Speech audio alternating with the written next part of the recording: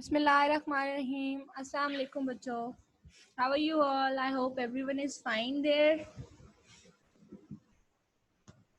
As you all know that in the previous lesson we have discussed about first few questions of chapter 4's review questions. Today we are going to continue exercise of chapter 4. I think 6 questions हमने कर लिए थे, अब हम आगे चलेंगे. The question here is formation of covalent bond in fluorine molecule.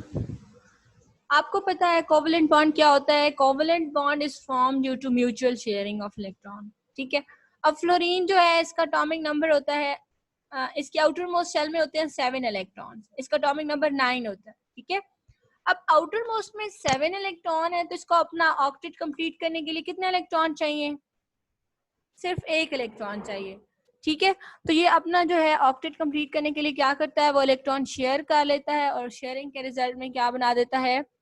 Covalent bond बना देता है. ठीक है. यहाँ पे आप देख सकते हैं 2 फ्लोरीन एटम हैं, उन्होंने अपना दोनों के आउटर मोस्ट में 7 इलेक्ट्रॉन है, दोनों ने एक इलेक्ट्रॉन शेयर किया और शेयर करने के रिजल्ट में क्या बना दिया? कोवलेंट बॉन्ड बना दिया और सिंगल कोवलेंट बॉन्ड बना है. Okay. So whenever you are asked to write about the formation of covalent bond or formation of ionic bond, आपने पहले थोड़ी सी डिस्क्रिप्शन जरूर देनी है. ठीक है. उस डिस्क्रिप्शन में आपने बताना है कि कोई भी एटम जिसका पूछ रहे हैं उसके आउटर मोस्ट में इलेक्ट्रॉन्स कितने हैं, वो कौन से बॉन्डिंग करता है, वो किस तरीके से बॉन्डिंग करता है. So here is the description. So you will write consider formation of bond between 2 fluorine atom. This is some you may not write that. Okay. Fluorine belongs to group 7a, so it has 7 electrons in the valence shell. It needs 1 more electron to attain the electronic configuration of noble gases. Two fluorine atoms share an electron pair and achieve electronic configuration of neon.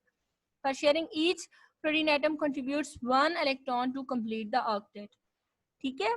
ये बात मैं discuss कर चुकी हूँ कि हर fluorine atom के outer most में 7 electrons है और उनको जो है अपना ऑक्टेट कंप्लीट करने के लिए 1 इलेक्ट्रॉन चाहिए, इसलिए 2 फ्लोरीन एटम अपना एक इलेक्ट्रॉन शेयर कर लेते हैं और कोवलेंट बॉन्डिंग बना लेते हैं और सिंगल कोवलेंट बॉन्ड बना के अपना ऑक्टेट कंप्लीट कर लेते हैं और इलेक्ट्रॉनिक कॉन्फ़िगरेशन वो नियॉन गैस की अटेन कर लेते हैं.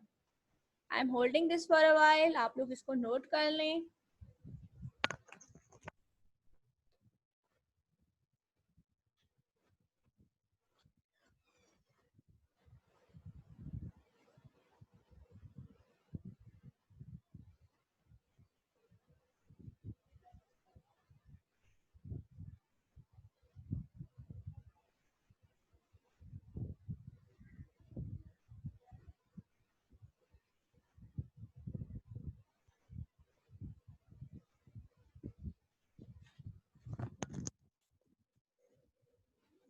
आई होप आप लोगों ने नोट कर लिया होगा. अब हम चलते हैं नेक्स्ट क्वेश्चन की तरफ. That is explain with example single, double and triple covalent bond. आप लोगों ने इसको भी डिटेल से स्टडी किया है. एक ओवरव्यू दे रही हूँ. सिंगल कोवलेंट बॉन्ड कब बनता है? जब कोई भी 2 हाइड्रोजन एटम्स जो हैं या कोई भी 2 एटम एक इलेक्ट्रॉन शेयर करेंगे तो सिंगल कोवलेंट बॉन्ड बनेगा. इसकी एग्जांपल आप हाइड्रोजन की दे दें, सबसे सिंपलेस्ट एग्जांपल्स है. इसके बाद जो है डबल कोवलेंट बॉन्ड में क्या होता है कि जब आपके पास कोई भी एटम 2 इलेक्ट्रॉन शेयर करते हैं तो वो डबल कोवलेंट बॉन्ड बनता है. ऑक्सीजन डबल कोवलेंट बॉन्ड बनाती है क्योंकि ऑक्सीजन के आउटर मोस्ट में 6 इलेक्ट्रॉन्स होते हैं, तो इनको अपना ऑक्टेट कंप्लीट करने के लिए 2 इलेक्ट्रॉन्स चाहिए होते हैं. तो दोनों ऑक्सीजन के एटम्स जो हैं 2 इलेक्ट्रॉन शेयर करते हैं और अपना अपना ऑक्टेट जो है वो कंप्लीट कर लेते हैं. And as a result double covalent bond formation हो जाती है. आप यहाँ पे ऑक्सीजन की एग्जांपल दे सकते हैं और साथ में थोड़ी सी डिस्क्रिप्शन और डेफिनेशन भी बतानी है. Double covalent bonds are the bond that are formed by sharing of 2 electron pairs. ये डेफिनेशन बतानी है. एंड इसके बाद थोड़ी सी जो है डिस्क्रिप्शन और फिर जो है स्ट्रक्चर आपने बना के दिखा देना है कि इस तरीके से डबल कोवलेंट बॉन्ड बनता है. इसके बाद ट्रिपल कोवलेंट बॉन्ड में भी पहले आपने डिफाइन करना है. डिफाइन करने में आप क्या लिखेंगे? When 3 electron pairs are shared so that is form triple covalent bond. And इसमें होता क्या है आप देख सकते हैं कि नाइट्रोजन जो है 5th ग्रुप का मेंबर है. 5th ग्रुप का मेंबर है, इसको अपना ऑक्टेट कंप्लीट करने के लिए 8 इलेक्ट्रॉन्स चाहिए. ठीक है. अब क्या होगा कि जब ये 8 इलेक्ट्रॉन्स जो हैं कंप्लीट करने के लिए 3 इलेक्ट्रॉन दोनों एटम शेयर करेंगे, तो as a result triple covalent bond formation हो जाएगी। आप लोगों ने ये तीनों स्ट्रक्चर्स पहले शॉर्ट क्वेश्चंस में भी डिस्कस किए हैं। हाइड्रोजन की एग्जांपल देनी है, ऑक्सीजन की एंड नाइट्रोजन की। ये तीनों एग्जांपल्स बहुत ही सिंपलर हैं एंड आई होप आप लोग इनको कर लेंगे। So moving to the next question, that is question number 8. Find the number of valence electron in the following atoms using the periodic table. आपने क्या फाइंड आउट करना है? इनके वैलेंस इलेक्ट्रॉन फाइंड आउट करने हैं। वैलेंस इलेक्ट्रॉन पीरियोडिक टेबल से किस तरीके से पता चलते हैं? ग्रुप नंबर से। इन सारों के हम पीरियोडिक टेबल में ग्रुप नंबर देखेंगे, जो ग्रुप नंबर होगा वही इनके वैलेंस इलेक्ट्रॉन होंगे। अब बोरोन जो है ये थर्ड ग्रुप का मेंबर है, तो इसके अंदर 3 वैलेंस इलेक्ट्रॉन है। नियॉन जो है वो 8th ए का मेंबर है, 8वें ग्रुप का मेंबर है, तो इसके अंदर 8 इलेक्ट्रॉन है। रुबीडियम जो है वो फर्स्ट ग्रुप का मेंबर है, तो इसकी आउटर मोस्ट इलेक्ट्रॉन 1 है। बेरियम जो है सेकंड ग्रुप का मेंबर है, तो इसकी आउटर मोस्ट में 2 इलेक्ट्रॉन्स हैं। एंड एर्सेनिक जो है ये 5th ग्रुप का मेंबर है, इसके आउटर मोस्ट में 5 इलेक्ट्रॉन है। That is how periodic table is helpful to you in finding valence electrons. ठीक है, कैसे फाइंड आउट करेंगे आप? ग्रुप नंबर जो होगा किसी भी एलिमेंट का, वो उसका क्या बताएगा? ग्रुप नंबर वैलेंस इलेक्ट्रॉन्स के बारे में बताएगा। आप इसको नोट कर लें।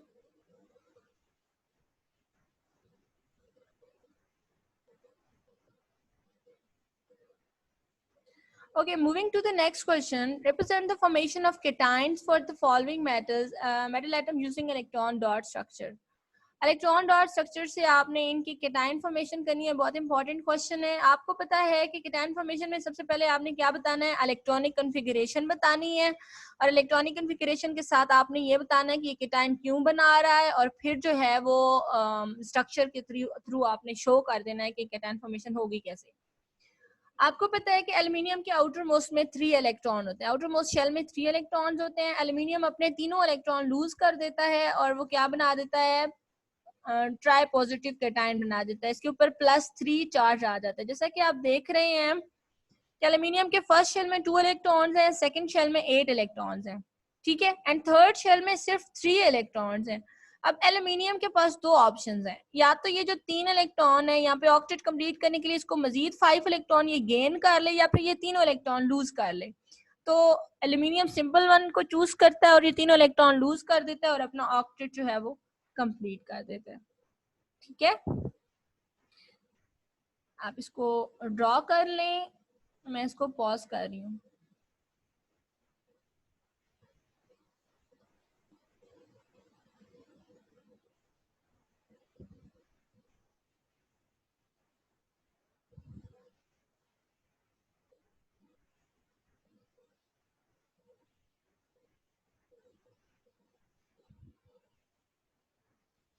Okay, moving to the next part. आपने स्ट्रोंशियम के आयॉन्स बनाने हैं। स्ट्रोंशियम जो है इसके 2 इलेक्ट्रॉन्स आउटर मोस्ट शेल में होते हैं और ये वो दोनों इलेक्ट्रॉन लूज करके स्ट्रोंशियम +2 आयॉन बना देता है, जैसा कि आपने इसके इलेक्ट्रॉनिक कॉन्फ़िगरेशन में देखा।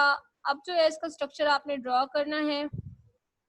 आप लोग ने इसका स्ट्रक्चर सिंपली इस तरीके से भी ड्रॉ कर सकते हैं कि आप सिर्फ outer most electronic configuration draw करें, ठीक है, और वो 2 इलेक्ट्रॉन्स रिमूव करा दें, तो फिर ये जो है स्ट्रोंशियम +2 आयन बन जाएगा। ठीक है, आप इसको नोट कर लें। मैं इसको होल्ड कर रही हूँ।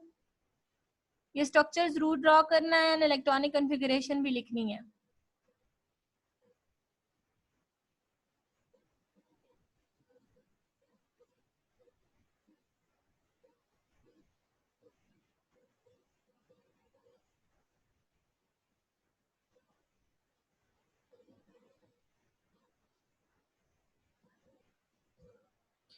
I hope you all have drawn it. Now moving to barium. Barium का केटाइन फॉर्मेशन किस तरीके से करना है? बेरियम के आउटर मोस्ट में भी 2 इलेक्ट्रॉन्स होते हैं और ये 2 इलेक्ट्रॉन लूज कर देता है, जिसके रिजल्ट में ये बेरियम +2 केटाइन बन जाता है। ठीक है, आपने इस तरीके से बेरियम का स्ट्रक्चर, इसकी इलेक्ट्रॉनिक कॉन्फ़िगरेशन को ड्रॉ कर लें। मैं इसको पॉज कर रही हूँ थोड़ी देर के लिए।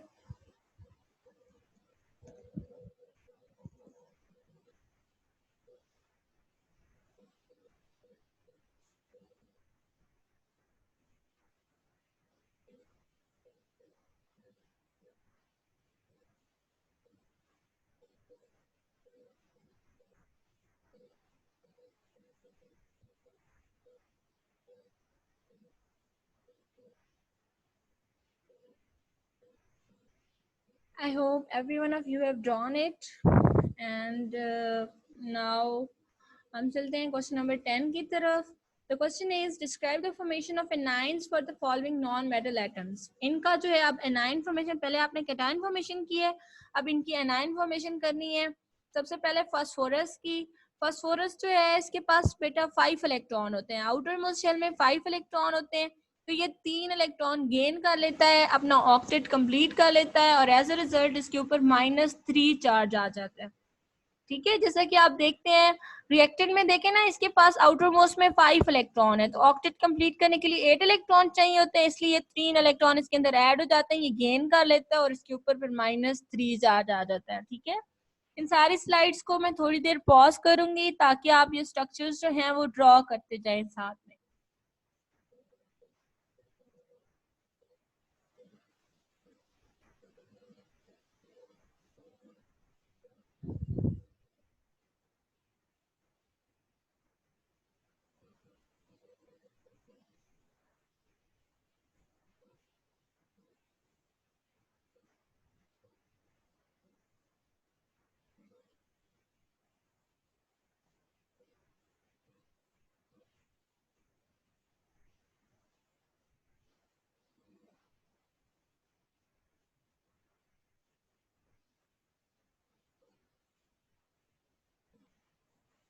Students, moving to the next formation of bromine ion. Bromine के आउटर मोस्ट में 7 इलेक्ट्रॉन्स होते हैं, ये 1 इलेक्ट्रॉन गेन करके ब्रोमीन आयन में ब्रोमाइड आयन बना देता है.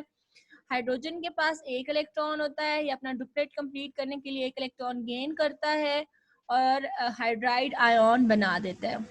ठीक है, आप इसको ड्रॉ कर लें.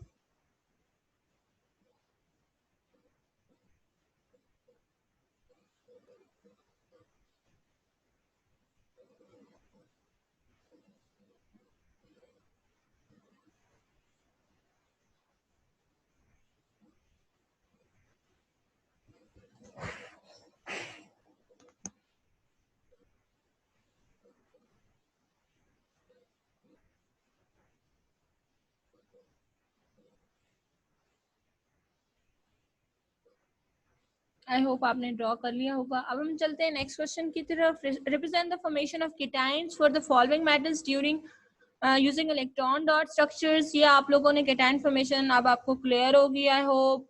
सारा में इसी तरीके से होगा. मैग्नीशियम ने 2 इलेक्ट्रॉन्स लूज कर दिए हैं अपना ऑक्टेट कंप्लीट करने के लिए, तो वो उसके ऊपर +2 चार्ज आ गया है और 2 इलेक्ट्रॉन्स लूज हो गए. आपने ना इन चार्जेस का ये जो ब्रैकेट, एक तो ये स्क्वायर ब्रैकेट लगाना जरूरी है जब आप केटाइन या एनाइन शो कर रहे हैं. ठीक है, और इसके स्क्वायर ब्रैकेट के ऊपर आपने राइट टॉप कॉर्नर के ऊपर चार्ज मेंशन करना बहुत जरूरी है, या तो +1 +2 -1 -2 जितना इलेक्ट्रॉन लूज अगेन हो रहा है वो चार्ज आपने मेंशन करने हैं. ठीक है, और साथ में ये जो नीचे लिखा हुआ है ना +2 इलेक्ट्रॉन्स, इनका इसके टाइम के साथ लेना देना नहीं है. This is just showing you कि 2 इलेक्ट्रॉन यहाँ से रिलीज हो रहे हैं.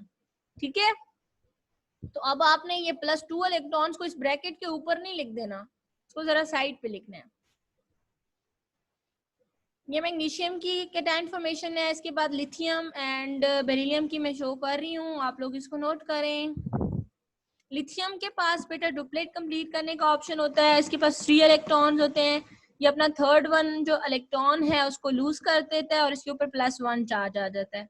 एंड इसी तरीके से बेरिलियम के आउटर मोस्ट शेल में 2 इलेक्ट्रॉन्स होते हैं, ये दोनों इलेक्ट्रॉन लूज करके अपना डुप्लेट कंप्लीट कर लेता है और इसके ऊपर एज अ रिजल्ट चार्ज आ जाता है +2.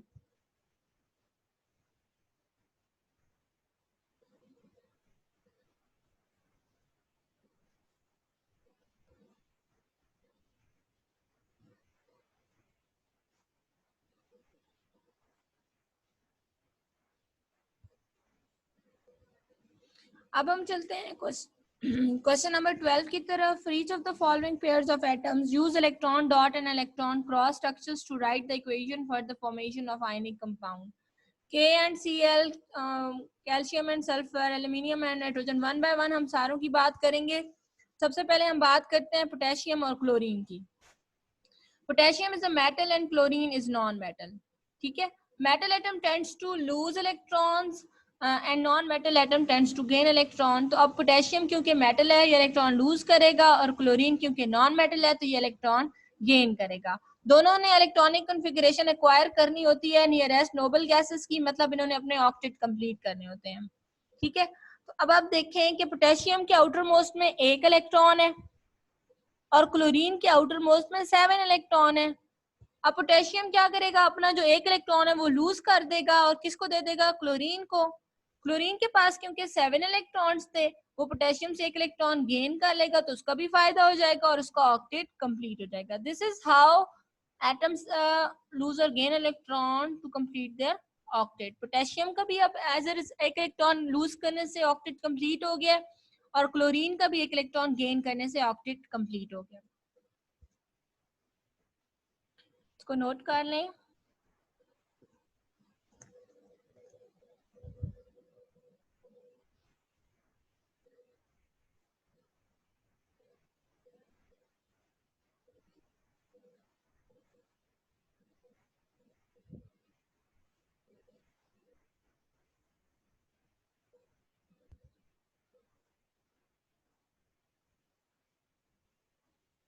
ओके बच्चों, इसके बाद आ जाते हैं हम कैल्शियम एंड सल्फर की बॉन्डिंग में। कैल्शियम भी जो है मेटल है और सल्फर नॉन मेटल है। कैल्शियम 2 इलेक्ट्रॉन लूज करेगा और सल्फर 2 इलेक्ट्रॉन गेन करेगा और एज अ रिजल्ट कैल्शियम पे +2 चार्ज आएगा और सल्फर पे -2। अब 2 डिफरेंट एटम्स हैं, इनको डॉट एंड क्रॉस से रिप्रेजेंट करना बहुत जरूरी होता है। जैसा कि आप देखते हैं ना, कैल्शियम को हमने डॉट से रिप्रेजेंट किया है। कैल्शियम के आउटर मोस्ट में 2 इलेक्ट्रॉन्स हैं और सल्फर के आउटर मोस्ट में 6 इलेक्ट्रॉन्स हैं। कैल्शियम ये अपने 2 इलेक्ट्रॉन लूज कर देगा और जो सल्फर है ना वो 2 इलेक्ट्रॉन गेन करेगा। आप देख सकते हैं जो प्रोडक्ट्स बनी हुई है वहां पे सल्फर के अंदर 2 डॉट्स लगे हुए हैं, वो डॉट रिप्रेजेंट करते हैं कि ये दोनों इलेक्ट्रॉन कहाँ से आए हैं, ये कैल्शियम से आए हैं। इस तरीके से आप कैल्शियम और सल्फर की बॉन्डिंग को शो कर सकते हैं। ठीक है, आप लोग इसको ड्रॉ कर लें।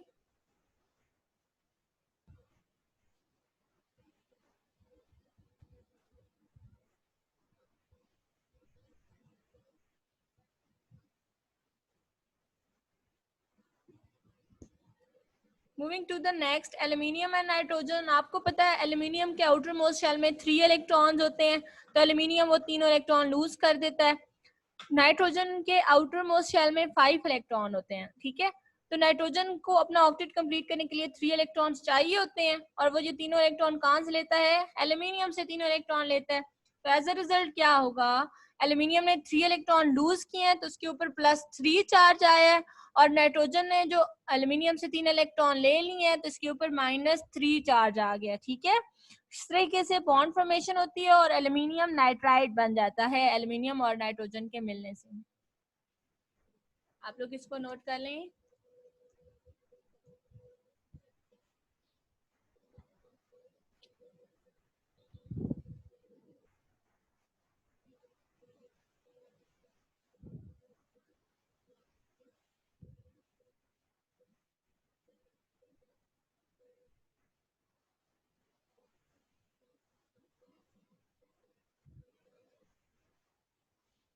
इसके बाद बेटा क्वेश्चन नंबर 13 की तरफ चलते हैं। Recognise the following compound as having ionic bonding.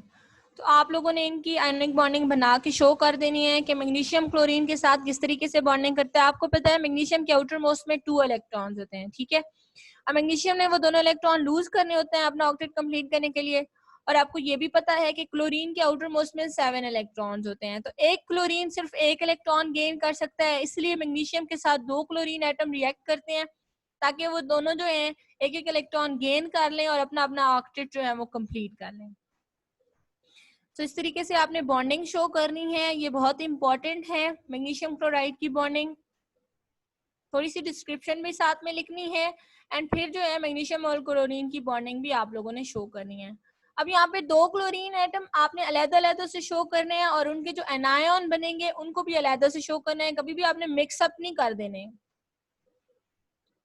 इसके बाद चलते हैं पोटेशियम ब्रोमाइड की तरफ। आपको पता है पोटेशियम के आउटर मोस्ट में 1 इलेक्ट्रॉन होता है एंड ब्रोमीन के आउटर मोस्ट में 7 इलेक्ट्रॉन होते हैं। पोटेशियम अपना 1 इलेक्ट्रॉन लूज कर देता है और ब्रोमीन जो है पोटेशियम से गेन कर लेता है और ब्रोमीन जो है उसका भी ऑक्टेट कंप्लीट हो जाता है और पोटेशियम का भी ऑक्टेट जो है वो कंप्लीट हो जाता है। इस तरीके से दोनों का फायदा हो जाता है और ये आयोनिक बॉन्डिंग बना लेते हैं और आयंस की फॉर्म में इकट्ठे रहते हैं।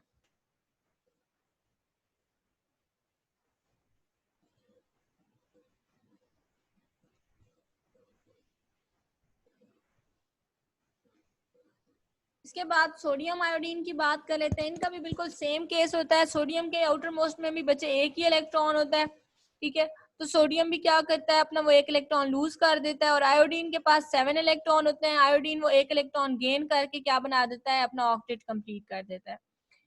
इसके बाद जो है हम 14 क्वेश्चन की तरफ चलते हैं। An atom of an element has atomic number 9 and mass number 19। State the number of protons. Atomic number, what is atomic number? Atomic number is number of proton. तो अंडरस्टूड सी बात है, अगर एटॉमिक नंबर 9 है तो उसके अंदर number of protons भी कितने होंगे, 9 होंगे।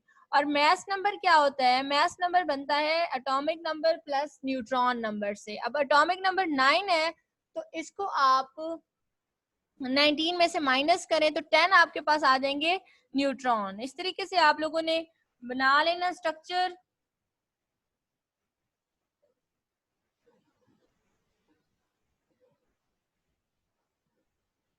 ठीक है, पार्ट 1 में सिर्फ आपने ये बताना है कि नंबर ऑफ प्रोटॉन्स और नंबर ऑफ एटॉमिक नंबर 9 है। और जो है सेकंड जो इसका पार्ट बी है उसमें आपने क्या बताना है, state number of neutron electrons. Obvious ही बात है बेटा, जितने प्रोटॉन्स होते हैं उतने ही इलेक्ट्रॉन होते हैं। अब इस एटम के पास 9 प्रोटॉन्स हैं तो इसके पास जो है इलेक्ट्रॉन्स भी कितने होंगे, 9 होंगे। क्योंकि आपको पता है ना, एटम न्यूट्रल होता है, जितने पॉजिटिव चार्जेस उतने ही नेगेटिव चार्जेस। अगर पॉजिटिव चार्जेस मतलब कि प्रोटॉन 9 है तो इलेक्ट्रॉन भी 9 होंगे। थर्ड जो पार्ट है इस क्वेश्चन का वो है कि आपने इसकी इलेक्ट्रॉन क्रॉस डायग्राम शो करनी है सोडियम के साथ रिएक्शन करा के। तो जब हम 9 एटॉमिक नंबर को फिल करते हैं तो हमारे पास फ्लोरीन का एटम बनता है। इसके आउटर मोस्ट में 7 इलेक्ट्रॉन्स आ गए हैं। जब ये सोडियम के साथ रिएक्ट करता है तो अपना ऑक्टेट कंप्लीट करने के लिए क्या करता है, सोडियम से एक इलेक्ट्रॉन गेन कर लेता है। तो एज ए रिजल्ट हमारे पास बॉन्डिंग हो जाती है, सोडियम फ्लोराइड बन जाता है। I am holding this, please note it down.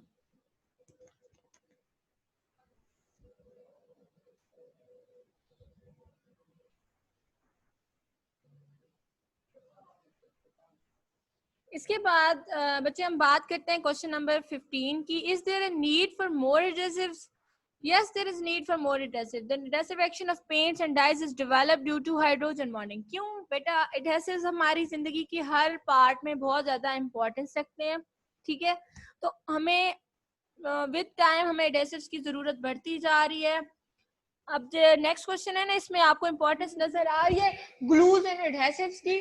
तो आप लोग जो है वो इंपॉर्टेंस देख लें तो आपको आइडिया हो जाएगा कि हमें मोर एडहेसिव्स की क्यों जरूरत है। जैसे कि आप यहाँ पे आंसर लिखा हुआ है कि एन एडहेसिव और stick is in a material usually in a liquid और सेमी लिक्विड स्टेट दैट एडहेयर्स और बॉन्ड आइटम्स टुगेदर। जैसा कि बच्चे पेंट्स होते हैं या जैसा ग्लू का काम होता है ना, दो पेजेस को चिपकाने वाला, इसी तरह से हम सिर्फ पेजेस को ग्लू से नहीं चिपकाते। हमारे पास कुछ एडहेसिव्स ऐसी होती हैं जो इवन एयरक्राफ्ट्स के भी जो पुर्जे होते हैं ना, उनको भी आपस में बाइंड करने के लिए यूज की जाती हैं। तो इसलिए एडहेसिव्स हमारी लाइफ के हर पार्ट में जरूरी है, चाहे वो फर्नीचर की फॉर्मेशन है, डोर फॉर्मेशन है, पेपर फॉर्मेशन है, या टायर्स, और हर जगह पे जो है एडहेसिव्स की जरूरत होती है।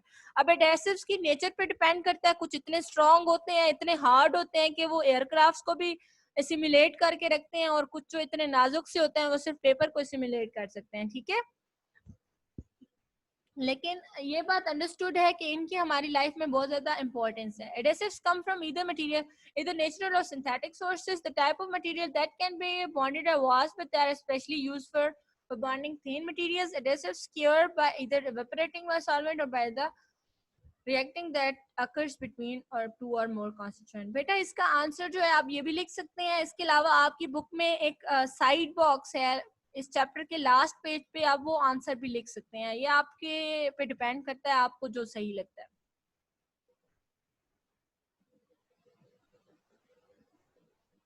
एडहेसिव्स का फायदा क्या होता है? Are advantages for joining thin और dissimilar material, minimising weight, and when a vibration damping joint is needed. A disadvantage of more is that most do not form an instantaneous join, unlike many other joining process, because the adhesive needs time to cure. कि जैसा कि हमें एक glue को सुखाने के लिए time चाहिए होता है ना, इस तरह एडहेसिव्स को भी सेट करने के लिए ना हमें टाइम चाहिए होता है, उनकी ज्वाइनिंग के लिए हमें एक प्रॉपर टाइम चाहिए होता है. रेजन्स वाइडली यूज होते हैं पेंट्स में, ब्रिजेस में, ठीक है, और बिल्डिंग और ऑटोमोबाइल्स, एयरक्राफ्ट, हर जगह पे ये यूज हो रहे होते हैं. इनके बहुत सारे एडवांटेजेस हैं और कुछ जो डिसएडवांटेजेस भी हैं कि ये टाइम टेक करते हैं. ओके ओके बच्चे, this was all about chapter 4. I hope आप लोगों को स्ट्रक्चर ऑफ मॉलिक्यूल्स क्लियर होंगे. And still if you have any query you can contact me. आप लोग बता सकते हैं, मेरे से क्वेश्चन कर सकते हैं. Thank you so much. Allah Hafiz.